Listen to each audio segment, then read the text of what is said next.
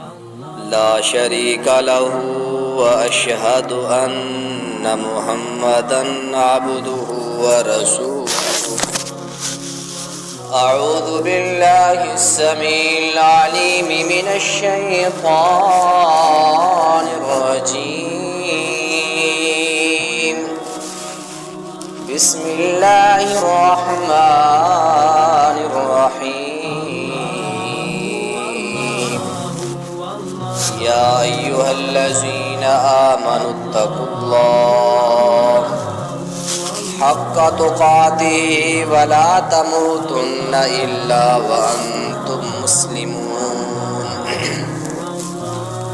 يا أيها الناس اتقوا ربكم الذي خلقكم من نفس واحدة وجعل منها زوجها وبث منهما رجالا كثيرا ونساء واتقوا الله الذي تساءلون به والأرحام إن الله كان عليكم رقيبا. اللهم صل على سيدنا ومولانا محمد وعلى آله وأصحابه عزیز بھائیو، انسان کو کلمہ توحید نصیب ہو جائے، ایمان کی دولت نصیب ہو جائے، کلمہ توحید پڑھ لینے کے بعد، ایمان کے دائرے میں داخل ہو جانے کے بعد، انسان کو ایک چیز اور ہے جو انسان کی دنیا اور آخرت کو بہتر بنا دیتی ہے، وہ مل جائے تو انسان کی دنیا بھی بہتر بن جاتی ہے اور انسان کی آخرت بھی بہتر بن جاتی ہے. اور بڑی مشکل چیز ہے، وہ اکثر دلوں میں نہیں آ سکتی، وہ اکثر لوگ اس کو نہیں پا سکتے. بڑی قیمتی چیز ہے وہ، اور بڑی مشکل سے کمائی جاتی ہے، بڑی مشکل سے ہاتھ چڑھتی ہے. اگر انسان کو وہ چیز مل جائے تو انسان کی ہر نیکی اللہ کے ہاں قبول ہوتی ہے. اگر وہ چیز انسان کو مل جائے تو انسان جب دنیا سے وفات پا کے خدا کے پاس جاتا ہے تو حبیب کریم فرماتے ہیں کہ فَهُوَ رَاضٍ، وہ اللہ اس کے اوپر راضی ہوتا ہے. تو کون سی چیز ہے؟ آج ہم نے دیکھنا ہے کیا وہ چیز میرے اندر، آپ عزیزوں کے اندر پائی جاتی ہے یا نہیں پائی جاتی. اگر ہے تو اللہ اس کو قبول فرمائے، اس کے اندر مزید ہمیں محنت کرنے کی توفیق دے، نہیں ہے تو اس کو حاصل کرنے کی اللہ توفیق دے. عزیز بھائیو، وہ چیز ہے اخلاص. اخلاص ہے وہ جو انسان کے دل میں بڑی مشکل سے جگہ لیتا ہے اور بہت کم لوگ اس کو پاتے ہیں. یہ اخلاص کیا چیز ہے؟ عربی لغت کے اندر کہتے ہیں کہ خاص کرنا کسی چیز کو، اور اسلامی محاورے کے اندر کہتے ہیں کہ ایسا عمل جس کے اندر نہ کوئی ریاکاری ہو، نہ کوئی دکھلاوا ہو، نہ طلب منفعت ہو، نہ طلب شہرت ہو، وہ عمل خاص کر اللہ کی ذات کے لیے کیا جائے، اس کے اندر کسی اور کو راضی کرنا یا خوش کرنا مقصود نہ ہو. اس کو اخلاص کہتے ہیں. اور اخلاص یہ چیز کیا ہے؟ بہت بڑے اللہ کے ولی گزرے ہیں اپنی کتاب مدارج السالکین کے اندر. جنید بغدادی رحمۃ اللہ علیہ فرماتے ہیں، رحمہ اللہ فرماتے ہیں کہ الاخلاص سر بین اللہ و بین العبد. اخلاص بہت بڑی باریک قسم کی چیز ہے. اس چیز کا ادراک نہ کوئی انسان کر سکتا ہے، نہ کوئی جن کر سکتا ہے، نہ کوئی فرشتہ کر سکتا ہے. اتنا چھپا ہوا اخلاص ہوتا ہے. سرم، یہ پوشیدہ ایک راز ہے، اور اس راز کو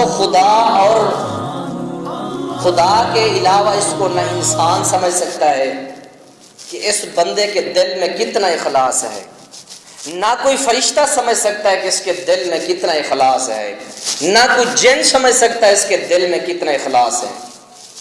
لا یعلمہ ملک ولا شیطان، نہ کوئی شیطان نہ کوئی جن کسی کے دل کے اخلاص کا کوئی بندہ احاطہ نہیں کر سکتا، نہ سمجھ سکتا ہے۔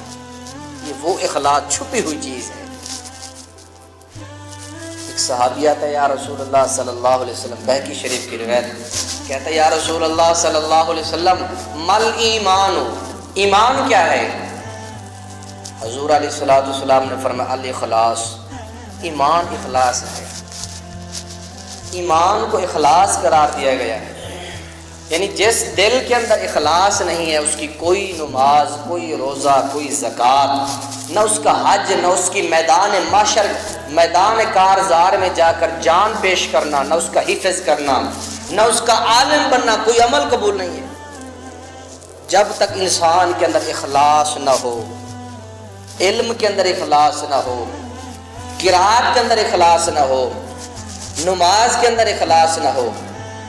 اس لیے بخاری شریف کی سب سے پہلی حدیث، امام بخاری جس حدیث کو لائے اس کا مقصد یہی ہے کہ انما الاعمال بالنیات، اعمالوں کا دار و مدار اخلاص پر ہونا چاہیے۔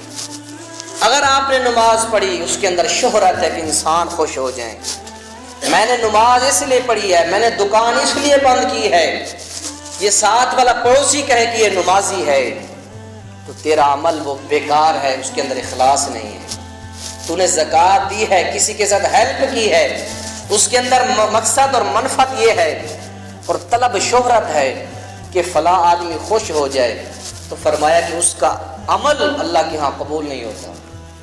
اس لیے امام بخاری فرماتے ہیں، میں نے جو بخاری شریف لکھی ہے اس کے اندر جو حدیثیں ہیں، لوگوں عمل کرو گے تو ان کے اندر خاص ایک مقصد ہو کہ اللہ راضی ہو جائے، خالق راضی ہو جائے، مخلوق راضی ہو نہ ہو اس کی کوئی پرواہ نہیں کرنی، صرف اللہ کی ذات کی پرواہ کرنی ہے۔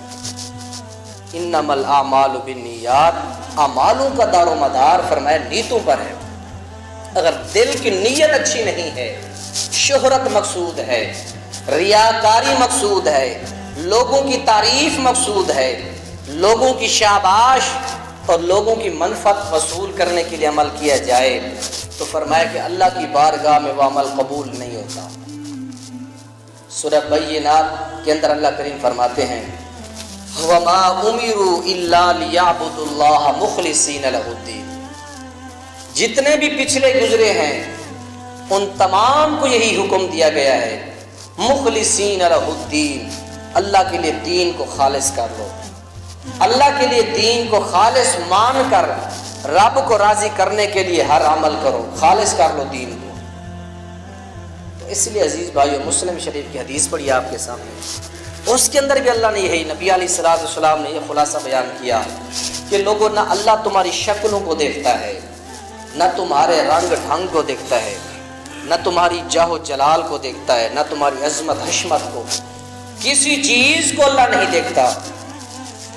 تو یا اللہ پھر تو دیکھتا کیا ہے؟ تو اللہ نے قرآن میں بھی فرمایا کہ وَلَٰكِن يَنَالُهُ التَّقْوَىٰ مِنكُمْ، میں تمہارے دلوں کا اخلاص اور تقویٰ دیکھتا ہوں، اور کوئی چیز نہیں دیکھتا میں، نہ تمہاری شہرت دیکھتا ہوں، نہ تمہارا رنگ دیکھتا ہوں، نہ تمہارا مقام و مرتبہ رفعت دیکھتا ہوں، صرف ایک ہی چیز ہے، حضور علیہ الصلوۃ والسلام نے فرمایا وہ دل کا اخلاص اور تقویٰ، یہ اگر کسی انسان کو نصیب ہو جائے تو اللہ اس کے تمام اعمال قبول فرما لیتے ہیں، اور جب دنیا سے بندہ وفات پا کر خدا کے پاس جاتا ہے تو فَهُوَ رَاضٍ، وہ اللہ اس پر راضی ہوتا ہے۔ حدیث شریف کے الفاظ ہیں صحیح مسلم کی، نبی علیہ الصلوۃ والسلام نے فرمایا قال النبی صلی اللہ علیہ وسلم ان اللہ لا ينظر الى اجسامکم ولا الى صورتکم ولكن ينظر الى قلوبکم۔ اللہ نے صحیح مسلم شریف کی ایک حدیث کے اندر الفاظ، حبیب کریم صلی اللہ علیہ وسلم فرماتے ہیں اللہ کریم لا ينظر الى اجسامکم، تمہارے جسموں کو نہیں دیکھتا، عبادت کرنے والا کتنا موٹا ہے، چھوٹے قد والا ہے یا بڑے قد والا، اللہ کوئی چیز نہیں دیکھتا۔ آگے فرمایا ولا الی صورتکم، نہ کسی کے شکل و صورت کو دیکھتا ہے، عبادت کرنے والا خوبصورت ہے یا بدصورت ہے، سفید ہے یا گورا ہے یا کالا ہے، اللہ کریم کچھ نہیں دیکھتا۔ یا اللہ پھر تو دیکھتا کیا ہے؟ فرمایا ولیکن قلوبکم، میں صرف تمہارے دل کو دیکھتا ہوں۔ انسان جو عمل کر رہا ہے، نماز ادا کر رہا ہے، خالق کو راضی کرنے کے لیے یا مخلوق کو راضی کرنے کے لیے، ابن کثیر کے الفاظ، امام ابن کثیر اپنی تفسیر میں ایک حدیث لائے، فرماتے ہیں حضرت ابو عبادہ بن صامت رضی اللہ تعالیٰ عنہ کے پاس ایک آدمی تشریف لے آیا، آ کر کہتا ہے کہ صحابی رسول جی میں نماز ادا کرتا ہوں صرف اللہ کا حکم سمجھ کر، لیکن میرے دل میں ایک خواہش ہوتی ہے، احب ان احمد، میری تعریف اور میری نیکی پر لوگ میری تعریف کریں، کہ لوگ کہیں یار یہ بابا بڑا نمازی ہے، یہ بزرگ بڑا نمازی ہے۔ فرمایا ہے بندے اگر تیرے دل میں یہی تمنا اور خواہش ہے کہ اللہ تیرا کوئی عمل قبول نہیں کرے گا، سارے تیرے عمل بیکار ہو جائیں گے، ساری تیری نیکی اللہ ضائع کر دے گا، ہر تیری نیکی کو اللہ ضائع کر دے گا، اس کا کوئی اجر تجھے نہیں ملے گا۔ ایک اور حدیث کے اندر رسول اللہ صلی اللہ علیہ وسلم نے فرمایا اخلاص والوں سے اللہ بڑا راضی ہوتا ہے، بڑا راضی ہوتا ہے۔ فرمایا من فارق الدنیا علی اخلاص اللہ، اگر کوئی اللہ کا مخلص بندہ وفات پا جائے، دنیا کو چھوڑ کر چلا جائے، اس حال میں وہ اللہ کے پاس گیا، وحدہ لا شریک لہ، اس نے اللہ کو خدا مانا، کسی کو شریک نہ کیا، وَأَقَامَ الصَّلَاةَ، اس نے نماز ادا کی تو صرف اللہ کو راضی کرنے کے لیے، وَآتَ الزَّكَاةَ، اس نے زکوٰۃ دی تو اللہ کو راضی کرنے کے لیے۔ فرمایا جب یہ بندہ دنیا سے چلا جاتا ہے، فارقہا، جب دنیا سے جائے گا، حدیث پاک کے اندر الفاظ ہیں واللہ هو اللہ عنہ راض، اللہ اس سے راضی ہو جائے گا، کیوں؟ اس نے زکوٰۃ دی اللہ کو راضی کرنے کے لیے، وَأَقَامَ الصَّلَاةَ، اس نے نماز ادا کی تو اللہ کو راضی کرنے کے لیے، اس نے رب کو رب مانا، کسی اور کو شریک نہ کیا، جب دنیا چھوڑ کر اللہ کریم کے پاس جائے گا، فَهُوَ رَاضٍ عَنْهُ، اللہ اس سے راضی ہو جائے گا۔ ایک تیسری حدیث اللہ کریم کے پیغمبر نبی علیہ السلام فرماتے ہیں لوگوں، اخلاص والے لوگوں کی برکت کی وجہ سے اللہ نے دنیا میں بقا رکھی ہے۔ اگر دنیا سے مخلص لوگ سارے مر جائیں، دنیا میں مخلص ایک بھی نہ رہے، اللہ دنیا کو بھی فنا کر دے گا، ختم کر دے گا، اور مخلص لوگوں کی وجہ سے دنیا کی بقا ہے، مخلص لوگوں کی وجہ سے اللہ لوگوں کی مدد اور امداد فرماتا ہے۔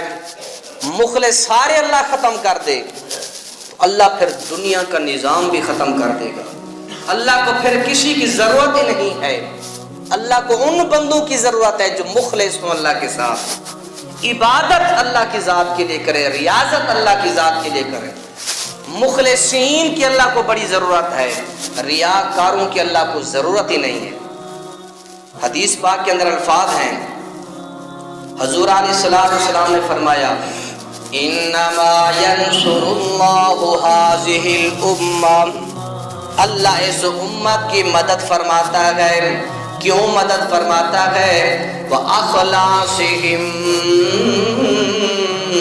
اس امت کے اندر کچھ مخلص لوگ رہتے ہیں، ان مخلصین کی وجہ سے اللہ رزق بھی عطا کرتا ہے سب کو، مخلصین کی وجہ سے اللہ مدد بھی کرتا ہے اس امت کی۔ اگر مخلصین کو اللہ دنیا سے ختم کر دے تو دنیا کا نظام بھی ختم کر دے گا۔ مخلص اللہ کو چاہیے۔ حضور علیہ السلام نے جس وقت بیت اللہ کو فتح کیا، مکہ شریف کو اللہ کے پیغمبر نے جس وقت فتح کیا، فتح کرنے کے بعد حضور علیہ السلام نے 10 لوگوں کے بارے فتویٰ دیا، اگر یہ 10 لوگ بیت اللہ کا خلاف پکڑ کر پناہ مانگے تو ان کو پھر بھی قتل کر دو جا کے۔ ان 10 لوگوں میں سے ایک نوجوان جس کا نام اکرمہ، یہ ابو جہل کا بیٹا تھا، بعد میں یہ مسلمان ہو گئے۔ فرماتے ہیں کہ رسول اللہ صلی اللہ علیہ وسلم نے میرا نام بھی لکھا کہ اکرمہ بھی جہاں مل جائے اس کو بھی وہیں پکڑ کر قتل کر دینا۔ اب وہ کہتا ہے میرے دل میں بڑا خوف آیا، صحابہ نے مجھے جہاں بھی پا لیا مجھے قتل کر دیں گے، نہیں چھوڑیں گے مجھے۔ اپنی جان بچانے کے لیے میں دریا اور سمندر کا میں نے رخ کیا، میں نے ملحا کو کہا جہاں تیرا جی چاہتا ہے مجھے لے جا، میری جان کو بڑا خطرہ ہے۔ مجھے ملحا نے کشتی کے اندر بٹھایا، کشتی لے کر وہ دور دراز کا سفر کر کے چلا گیا، اور قرآن کہتا ہے وَجَاءَهُمُ الْمَوْجُ، اکرمہ کہتے میری کشتی کو موجوں نے گھیر لیا، میں دریا کی لہروں میں پھنس گیا، میری کشتی لڑکنے لگی، میں بڑا پریشان ہو گیا۔ میں نے لات کو آواز دی، میں نے عزا کو بھی آواز دی، میں نے منات کو بھی آواز دی، جب میں نے دیکھا کہ تینوں میرے خدا بت میری مدد نہیں کر رہے، تینوں پتھروں کو میں نے بلا لیا، یہ لات عزا منات یہ بت تھے مکہ کے اندر، تینوں کو میں نے بلایا، کسی نے بھی میری مدد نہ کی۔ اب کشتی کا ملاک کہنے لگا اے اکرمہ تو نے اپنے خداؤں سے تو مدد مانگ لی، کسی نے تیری مدد نہیں کی، اب ایسے کر اخلصوا لہو، ذرا اس سے بھی ٹرائی کر کے دیکھ، اس سے بھی مانگ کر دیکھ، شاید تیری وہ مدد کر دے۔ تیرے بتوں نے تیری کوئی بابری مدد نہیں کی، اللہ سے مانگ شاید اس مشکل گھاٹی میں وہ رب تیرے کام آ جائے۔ اکرمہ کہتے ہیں میں زبان حال سے اللہ سے میں نے ہاتھ اٹھا کر مدد کا سوال کیا، یا اللہ مجھے اس مشکل گھاٹی سے نکال، میری جان کو بڑا خطرہ ہے۔ قرآن کہتا ہے اللہ کریم نے اکرمہ کو فوراً نجات دی، کہتا ہے اس دلدل سے، ان لہروں سے، خطرے سے میری کشتی منٹوں سیکنڈوں میں نکل کر دریا کے کنارے کو لگ گئی۔ تو اس سے معلوم ہوتا ہے اگر اخلاص کے ساتھ رب کو مشرک بھی پکارے تو خدا دریاؤں کی لہروں میں بھی اس کی مدد کرتا ہے۔ یہ اکرمہ مشرک تھے جس وقت خدا کو اس نے پکارا تھا، مسلمان نہیں تھے، خدا کو آواز دی، خدا نے موجوں اور لہروں کے درمیان ایسی مدد کی، کہتے میرا عقل بھی نہیں تسلیم کرتا، میں ان موجوں سے لہروں سے نکل کر کشتی کی دریا کے کنارے پر میں لگا تو لگا کیسے مجھے پتہ نہیں چلا۔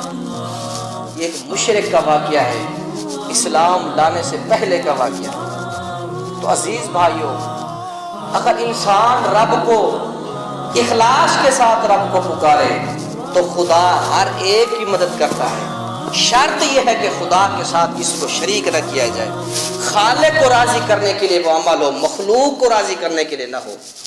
مخلوق تو راضی نہیں ہوتی، جو کچھ بھی کر لو، جتنی بڑی داڑھی رکھ لو، ٹوپیاں پہن لو، تہجدیں پڑھ لو، مخلوق نہیں راضی ہوتی، نکتہ چینی کر دیں گے۔ اس لیے رب نے فرمایا مخلوق کو راضی کرنے کے اندر اگر تمہیں مخلوق کی نافرمانی بھی کرنی پڑے تو کر لو، لیکن رب کی نافرمانی نہ کرو، خالق کو راضی کرو، مخلوق نہیں راضی ہوتی۔ اس لیے صحیح مسلم شریف کی حدیث یہ بڑی عظیم حدیث ہے۔ اس حدیث کے اندر رسول اللہ صلی اللہ علیہ وسلم نے 3 لوگوں کا تذکرہ فرمایا۔ حضور علیہ الصلوۃ والسلام فرماتے ہیں کہ سب سے پہلے قیامت والے دن رسول اللہ صلی اللہ علیہ وسلم نے فرمایا جس آدمی کا حساب اللہ کی بارگاہ میں ہوگا وہ سب سے پہلے آدمی ایک آئے گا تو اللہ کریم فرمائیں گے، حدیث پاک کے اندر الفاظ ہیں، قال